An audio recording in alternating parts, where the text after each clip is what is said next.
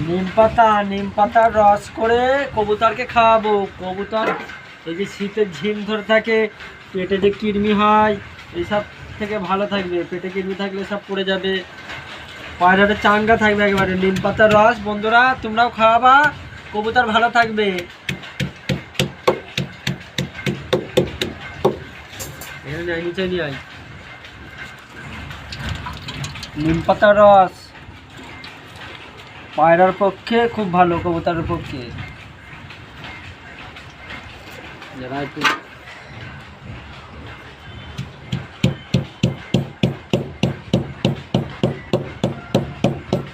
নিম পাতার রসটা দেবো, পায়রায় খাবে, 2-3 দিনের মধ্যে পুরো চাঙ্গা হয়ে যাবে।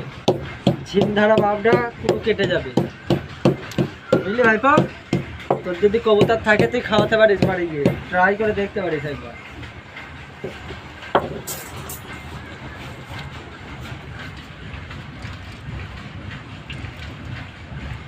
দিয়ে দিলাম, এখন সপ্তাহখানেক খাবে বুঝলি।